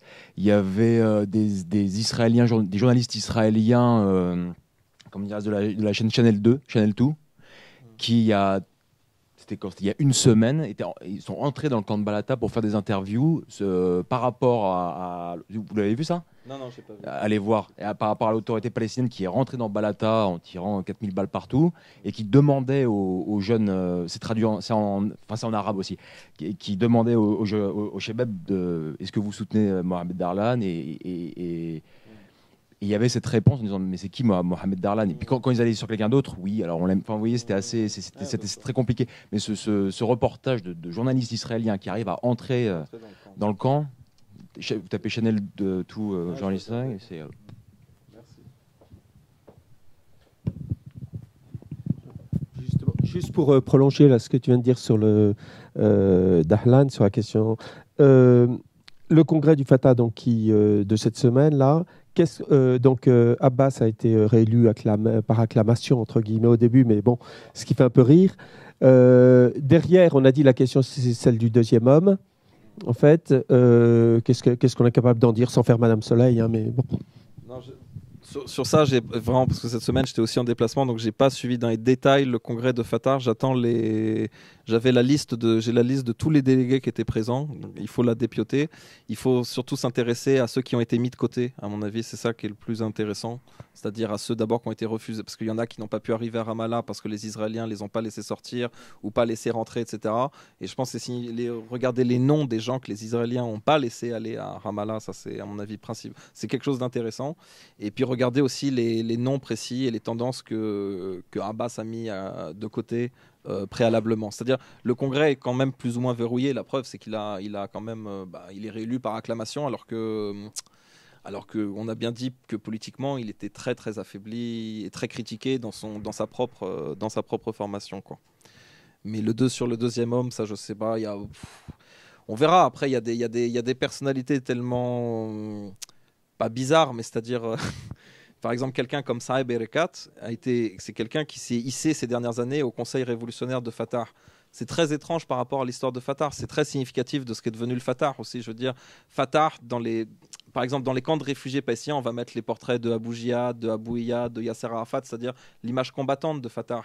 Et Saeb Erekat, qui est un négociateur, en fait, correspond tellement peu à l'image populaire de ce qu'est le Fatah dans les camps de réfugiés. J'entends que c'est tout le paradoxe de ce parti qui a à la fois une grande base populaire avec un discours très combattant et puis de l'autre côté qui a une figure très bureaucratique, etc. C'est le grand paradoxe de cette formation, quoi. Mais qui survit malgré tout, quoi. Il faut s'interroger sur pourquoi elle survit, quoi. D'autres questions ? Monsieur Chagnolo, vous avez dit que vous n'étiez pas toujours d'accord avec Monsieur Pouillard. Alors, vous nous avez... J'essayais de me planquer, mais non, c'est-à-dire qu'il y a 2-3 points par exemple, moi je fais une obsession sur la notion d'État-nation. Et je trouve qu'on distribue trop facilement, par habitude souvent, le concept d'État-nation à des entités politiques où c'est infiniment plus complexe. Je trouve qu'il n'y a pas de... Comment dirais-je, on doit parler d'État et ensuite se poser la question quelle est la nature de l'État. Il peut être plurinational, il peut y avoir de nations, il peut y avoir un État-nation, mais il y a une espèce d'automaticité souvent à dire État-nation. Et si on rapporte ça au Moyen-Orient, je ne suis pas sûr qu'on puisse parler véritablement d'État-nation en parlant de l'Irak, du Liban ou de la Syrie, ce qui ne veut pas dire qu'il n'y a pas une construction nationale, mais il faut essayer de réfléchir quelle est la nature de cette construction nationale, c'est ça. Et donc, quand Nicolas parle d'État-nation, moi je trouve que je suis pas très d'accord avec le fait qu'il y ait eu des mouvements de construction nationale dans une certaine mesure. Par exemple, si on prend l'Irak, il y a effectivement un sentiment d'iraquité, je ne sais pas si le terme peut se dire, mais en même temps, il n'y a pas eu de construction nationale, il y a toujours eu une partie au moins des Irakiens, les Kurdes en l'occurrence, qui ont été massacrés, complètement massacrés. Il n'y a pas d'identité de ce point de vue-là. Donc, c'est ça que je veux dire. Et par opposition, s'il y a un pays, à mon avis, où on pourrait parler d'État-nation, si un jour il y avait un État, c'est les Palestiniens. Parce que justement, il y a une construction dense et intense du sentiment national palestinien au fil du temps, qui a quand même recomposé une histoire totalement fragmentée entre ceux qui étaient réfugiés, ceux qui étaient dans les territoires de Gaza et de Cisjordanie, ce qui n'est pas la même chose, y compris même en Cisjordanie, c'est pas la même chose. Il y a des réfugiés en Cisjordanie, puis il y a des gens qui sont pas des réfugiés. Bref. Et tout ça a conduit, au fil de quelques décennies, on pourrait en montrer les séquences historiques, à ce qui est vraiment, je trouve, une vraie identité nationale, une vraie nation. Et donc, s'il y avait demain, ce qu'on peut tous espérer, qu'il y ait un État, eh ben, je pense que ce serait un État-nation. Voilà, c'est ça que je veux dire. Et donc, par opposition à ce qui se passe ailleurs dans l'environnement immédiat. L'Égypte, pour moi, c'est un État-nation. L'Irak, non. Voilà. Et donc, je pense qu'il faut réfléchir à la notion qui est complexe, parce qu'il n'y a pas on pouvait penser que dans les années 70, en Irak, il y avait une construction nationale, et puis ça a complètement implosé. Et puis surtout, il n'y a jamais eu de construction nationale citoyenne. C'est quand même très important, cette dimension-là. Bref, vous voyez, c'est plus une interrogation et une relativisation du concept, plutôt qu'une affirmation en disant, voilà, les choses sont comme ça à tel ou tel endroit. Je pense que ce sont des mouvements dialectiques complexes, et qu'il faut toujours les penser comme ça, et pas s'arrêter simplement à des étiquettes. Voilà. En faisant bref. Alors, mais c'est vrai aussi. Non, mais quand on dit État-nation, d'abord, il y a deux choses. C'est qu'en fait, le monde arabe n'est pas une exception par rapport à l'histoire des États-nations, contrairement à ce qu'on croit. Est-ce que les États-nations sont fixes en Europe ? Est-ce que l'Espagne existera dans 50 ans ? Non, vraiment, est-ce que l'Espagne existera dans 50 ans quand les Catalans se seront détachés, quand les Basques se seront peut-être détachés et quand les Galiciens auront aussi décidé de se détacher ? Je ne sais pas ce qui restera de l'Espagne. Quel sera l'avenir de l'Écosse ? C'est-à-dire, on a tendance de dire « Ah oui, mais dans le monde arabe, ce n'est pas des vrais États-nations », comme si ailleurs, c'était des vrais États-nations et que ça ne bougeait pas. Tu vois ce que je veux dire ? Même en Europe, ça bouge d'une manière qui est hallucinante. Ça, c'est la première chose. Et la deuxième chose, c'est que sur l'État-nation, moi, j'ai toujours dit, il y a un faux débat. Il y a par exemple deux débats. Il y a Olivier Roy, il dit « Ah, les États-nations ont pris, et puis aujourd'hui, il y a un vrai Liban, une vraie Syrie. » Ça, c'est le discours, par exemple, de Roy. Il y a le discours inverse de... Comment il s'appelle Louisard. Pierre-Jean Louisard, qui dit « Non, tout ça, ce n'est pas des États-nations constitués. Les dynamiques transnationales sont plus fortes. » Le problème, moi, j'ai écrit 2-3 trucs sur ça à partir du cas libanais en disant le problème, c'est qu'on veut absolument trancher cette question alors qu'elle n'est pas encore tranchée, en fait. Au Liban, moi, je pense qu'au Liban, il y a une identité nationale libanaise qui s'est constituée avec des référents, un drapeau, une armée, etc. Et qu'aujourd'hui, elle est plus forte que ce qu'on croit parce que le Liban a tenu et il tient dans la période actuelle et il ne s'écroule pas complètement, ce qui peut paraître très surprenant par rapport à l'histoire du Liban. Mais il y a une dimension transnationale avec un Hezbollah qui déborde sur la Syrie pour des raisons qui sont plus historiques qu'autre chose, avec des partis comme le Parti social national syrien qui a aussi des hommes en Syrie, mais qui est un parti qui a aussi une branche syrienne par ailleurs. Et quand on prend l'histoire des partis, on voit qu'il y a des logiques transnationales, mais ça ne veut pas dire qu'il n'y a pas quelque chose qui s'appelle l'État-nation, y compris une conscience nationale moderne qui n'a pas émergé. Moi, je pense qu'elle a quand même émergé. Et en Irak, pareil, c'est pas un débat. Je sais, je connais beaucoup moins l'Irak, mais est-ce qu'il n'y a plus de conscience nationale irakienne? Je ne suis pas sûr. Il y a des référents communs.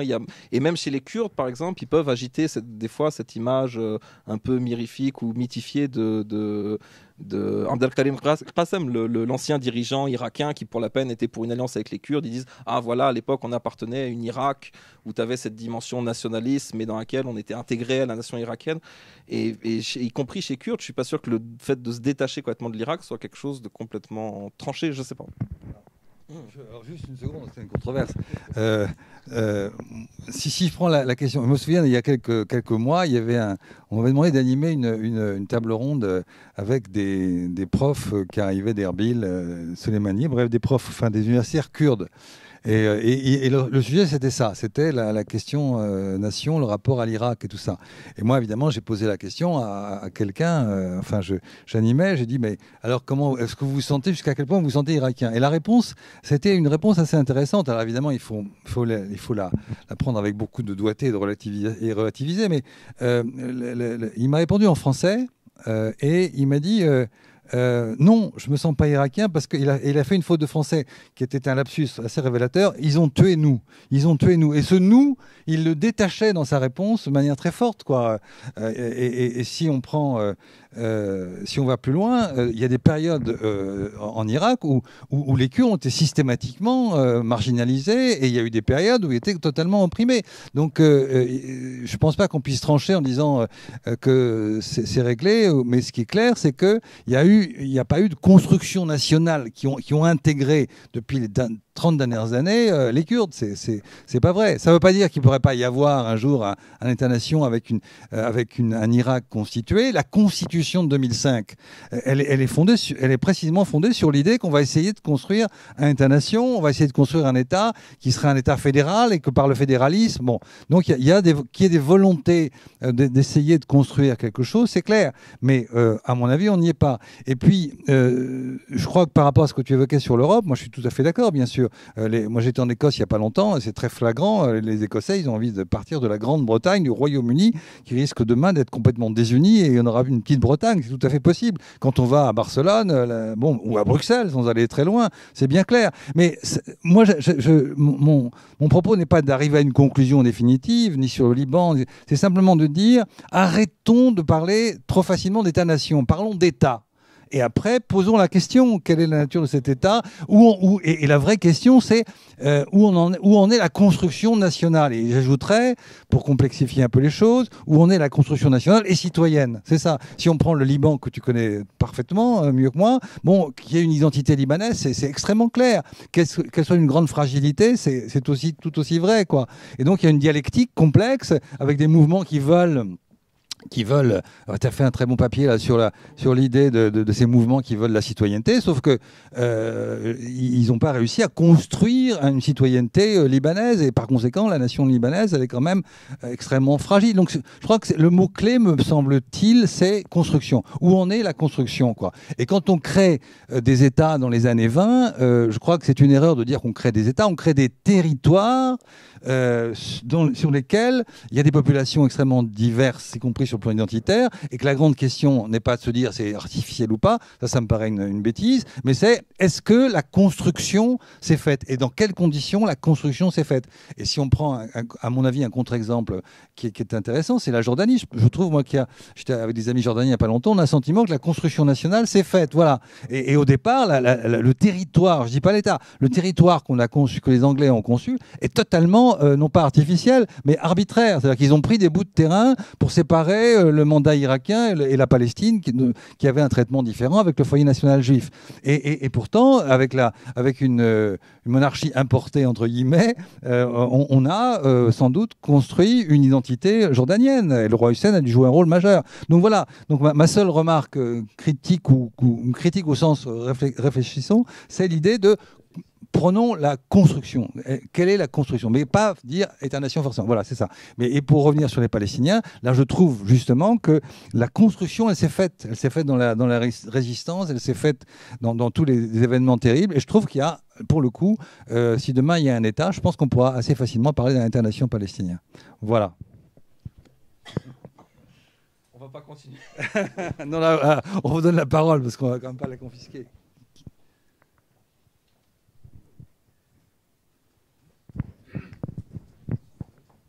On vous a assommé là, nous on espère que non. Moi je reviens à vraiment la problématique palestinienne et plutôt à court terme ou moyen terme concernant le congrès donc, du Fatah et éventuellement la nomination d'un vice-président ou quelqu'un qui permettrait à la paix d'échapper à Aziz Douek qui pourrait prendre la tête en cas de décès de Mahmoud Abbas comment ça va jouer, quels sont les scénarios possibles Non, franchement, sur le congrès de Fatah, actuellement, j'ai dit, je suis pas en train de le suivre à fond cette semaine parce que je suis aussi dans autre chose. Tout ce que je peux dire, c'est que ça, c'est des vieux débats sur la réforme de l'autorité, sur le devenir de l'autorité nationale palestinienne, où il y avait à l'époque pas de premier ministre sous le mandat d'Arafat, puis ils ont créé un poste de premier ministre, etc. Et où il y a toujours cette question de la succession et où le problème de la question de la succession confond toujours la question de la succession du Fatah et la succession de l'autorité nationale palestinienne. C'est ça le problème central dans tout le fonctionnement de cet imbroglio entre ANP, OLP et Fatah. Et toute la logique du Congrès actuellement, c'est de continuer cet imbroglio et donc de ne pas régler le problème. Parce que si on part du principe que le problème de la succession de l'ANP se définit d'abord par la question de la succession d'une certaine manière de la présidence de Fatah, c'est un problème je veux dire, qui va rester récurrent, sauf que il est plus difficile à régler ce problème aujourd'hui qu'il ne l'était en 2006 ou qu'il était en 2005. Pourquoi ? Parce qu'aujourd'hui, Mahmoud Abbas a perdu une légitimité. Déjà, moi, je pense qu'il n'était pas très légitime à une époque, mais aujourd'hui, il a une figure d'homme autoritaire, tout simplement parce qu'il n'a été réélu par aucun au niveau de l'autorité nationale palestinienne. C'est un président qui, théoriquement, n'est pas dans la légalité par rapport à la constitution palestinienne.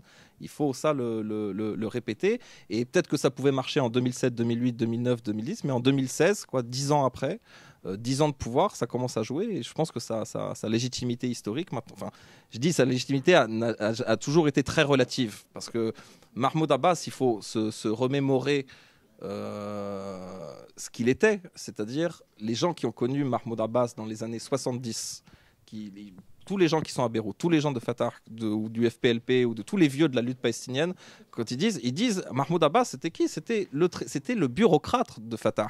Ce n'était pas un dirigeant de Fatah. Il faisait pas partie du noyau dirigeant au sens où il était Arafat, Abou Jihad, Abou Iyad, Farouk al-Khadoumi, etc. C'était le bureaucrate. Alors, bureaucrate, ça a une fonction dirigeante par ailleurs aussi, tu vois. Mais il n'était pas connu des militants de base, etc. Il a jamais eu cette légitimité, grosso modo, qu'ont eu d'autres. En 2005-2006, on a été beaucoup à le dire. Beaucoup ont dit faites attention, vous êtes en train de nommer quelqu'un qui va être critiqué par la base de Fatah, qui ne sera pas reconnu par les Palestiniens, etc. et qui va peser très peu face à des grandes figures de Hamas, etc. qui ont quand même des dirigeants qui ne sont pas complètement stupides et certains ont une certaine éducation, voire même pour certains un certain charisme. On met Khaled Meshal et on met Mahmoud Abbas l'un à côté de l'autre. On voit une différence, y compris dans la manière de parler, tout simplement. Khaled Meshal sait parler et a un charisme que n'a pas Mahmoud Abbas. Et ça, c'est un des véritables problèmes. Et aujourd'hui, on ne fait que répéter le problème, voilà, avec un président plus qu'octogénaire, à la tête d'une autorité nationale palestinienne, dont le devenir est toujours lié à celui du Fatah, quoi. Et ça, c'est une espèce de répétition historique, sauf qu'elle devient aujourd'hui, à la limite, j'irais du ridicule, quoi. C'est-à-dire, même le congrès de 2009 n'avait pas cette image de... C'est-à-dire, le congrès de 2009, le 6e congrès de Fatah, malgré tout, apparaissait comme un congrès de renouvellement. D'abord parce que c'était le premier congrès depuis très longtemps, Il y avait les partisans de Barghoussi qui étaient présents, il y avait les partisans de Darlan qui étaient présents, il y avait les partisans de Abbas qui étaient présents. Il y a eu des débats sur le changement de la charte de Fatah, etc. Il y avait le congrès de 2009 avait quand même une certaine valeur, entre guillemets, d'un certain point de vue. Et là, on a l'impression que même cette valeur qu'avait le congrès de 2009, elle est pas là cette semaine. C'est-à-dire quand on lit les commentaires de ce congrès, on a l'impression que ça a été essentiellement une bataille pour mettre des gens dehors pour qu'ils ne viennent pas à ce congrès, pour que Abbas soit réélu, et que grosso modo, il n'y a toujours pas de projet stratégique. Donc même ce congrès est un congrès en soi effectivement de crise, quoi. D'autres questions ?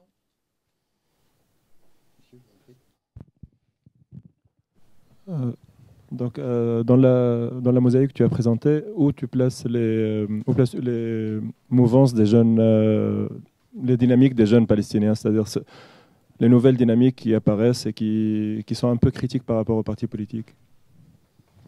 Bah, en fait, le problème, c'est quand on dit jeunesse palestinienne, ça dépend. Les mouvements qui sont organisés. Mouvements de. D'abord, les mouvements de jeunes. À mon avis, il y a plusieurs éléments. Est-ce qu'on entend les mouvements de jeunes indépendants des partis politiques ? À mon avis, c'est toujours relatif parce qu'ils ont des liens indirects avec des partis politiques. Moi, je ne crois pas qu'il y ait une voix de la jeunesse indépendante, etc. Je ne vois pas d'où ça viendrait. Et je pense, pour l'avoir vu, que c'est en généralement faux. Pourquoi je dis que c'est en généralement faux ? Il y a au Liban un Hirak al-Shababi qui agit dans les camps, donc qui est très société civile, lutte contre la drogue, contre les armes, etc. C'est un courant qui est directement lié à Mohamed Dahlan, directement. C'est-à-dire, tu prends leurs cadres, c'est les anciens cadres de Fatah, jeunes, qui sont avec Dahlan. Et si on prend vraiment tous ces mouvements de jeunes, etc., souvent, on va retrouver des... Pour moi, c'est pas une critique. Hein. On a le politique pèse et les partis politiques ont leur rôle. Et je pense que ces mouvements de jeunes qu'on met des fois en valeur, il faut pas oublier qu'ils ont une histoire. Il faut regarder qui les dirige et les cadres. Voilà. Qui sont les cadres les cadres dirigeants de ces mouvements. Et je dis ça parce qu'au Liban, par exemple, il y a eu ce Hirak qui est proche de Dahlan, et donc ils ont lancé un autre mouvement qui s'appelle Shababouna, nos jeunes. Donc un mouvement pareil, lutte contre la drogue, lutte contre tout ce qu'on veut, quoi. Et Shababouna, en fait, c'est Fatah pro-Abbas, c'est tout. C'est-à-dire, ils ont vu que Dahlan avait lancé son mouvement de jeunes société civile, donc ils se sont dit on va faire la même chose. Ils ont fait exactement la même chose avec les mêmes thèmes, le même type d'intervention dans les camps, contre les armes, etc., contre l'utilisation des armes entre Palestiniens, contre la drogue, contre l'immigration, enfin tout ce qu'on veut, quoi. Mais c'est pour ça que j'en viens toujours à relativiser ça, quoi. Ça, c'est le premier élément. Est-ce qu'on parle cette fois-ci des organisations de jeunes des partis politiques? Elles existent aussi. Là, je pense qu'il se passe des choses des fois intéressantes, mais il ne faut pas oublier que dans un projet de crise du mouvement national, etc., beaucoup de jeunes aussi entrent dans les partis politiques simplement des fois pour manger, pour des raisons clientélistes aussi, quoi. C'est pas critiquable, mais ça, par exemple, je donne encore le cas des camps de réfugiés du Liban. Beaucoup de jeunes entrent dans les branches armées, qui sont des branches qui servent à la police palestinienne dans les camps, entrent parce qu'ils ont un salaire, simplement, et qu'on n'est pas au FPLP parce qu'on est marxiste, et on n'est pas au Hamas parce qu'on est islamiste, on est pour l'un et l'autre parce qu'il y a un salaire et une place, enfin un endroit pour trouver sa place. Donc ça, c'est la deuxième dimension.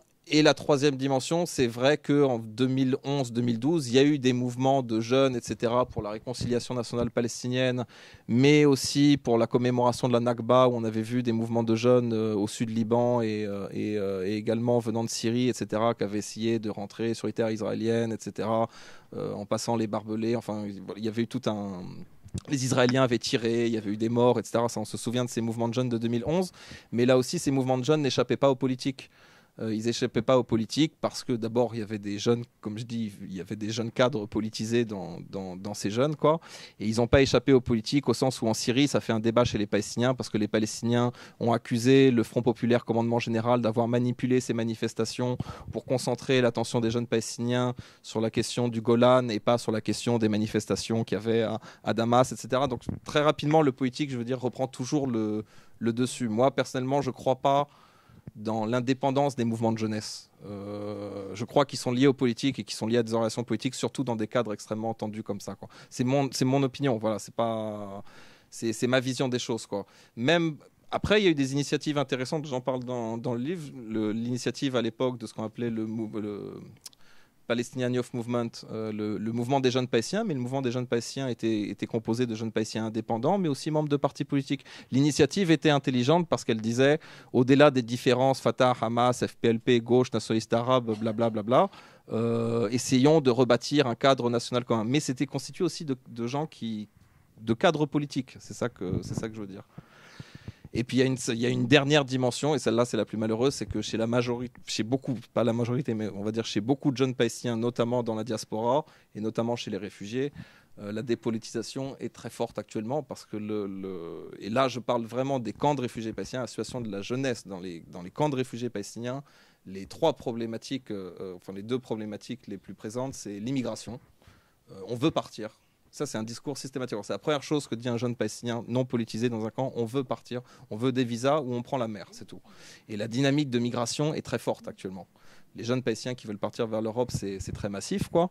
Et pourquoi ils veulent partir vers l'Europe? Parce qu'il y a une crise aussi du projet politique. C'est-à-dire, ils disent, bon, bah, grosso modo, le droit au retour, etc. Quand vous nous ferez le droit au retour, on voudra bien retourner, mais pour le moment, on n'y croit pas. Donc, on veut aller ailleurs, et puis éventuellement, on reviendra un jour. Mais pour le moment, il y a une désespérance qui est totale. La situation des camps des jeunes, actuellement, c'est immigration, drogue. Et c'est pas un petit phénomène dans les camps de réfugiés palestiniens. C'est un phénomène immense. Toutes sortes de drogues, etc. Mais c'est un phénomène immense. Ou entrer dans les groupes armés, quels qu'ils soient, etc. Parce que ça offre un salaire, parce que ça offre une perspective, etc. Mais il y a plus particulièrement au Liban une crise du politique qui est réelle chez les jeunes palestiniens, quoi. Et ça, c'est une vraie question que se posent les partis politiques palestiniens. Comment essayer de reprendre langue avec cette jeunesse qui est aujourd'hui, qui en a assez, qui est fatiguée, qui est épuisée, etc. Ça, c'est une vraie question. En ce qui concerne la Cisjordanie et la bande de Gaza, je pense que le facteur national est plus fort, ou nationaliste est plus fort, parce qu'on voit l'occupant. L'occupant est là, l'occupant est face à nous, quoi. Mais dans les camps de réfugiés palestiniens du Liban, le problème, c'est que l'occupant est loin. Et il n'y a aucune perspective, même politique, quoi. C'est-à-dire, militer au Liban en tant que jeune palestinien, même ça, c'est difficile, quoi. Donc... Et pareil en Jordanie, où la situation est très quand même contrôlée par le régime jordanien. Et puis je ne parle pas de la Syrie, où actuellement la problématique pour un Palestinien en Syrie, souvent c'est où est-ce que je vais aller loger, puisque j'ai perdu ma maison, quoi. Donc les problématiques sont différentes un peu des fois selon les espaces, quoi. Voilà. On peut prendre encore une question ou deux, si il y a. Il y a une fois. Alors, juste un mot pour terminer. En fait, Nicolas vous a raconté des histoires. Il y a plein de choses qu'il ne vous a pas dites. Et donc, il faut acheter des livres. Voilà. Merci beaucoup, Nicolas.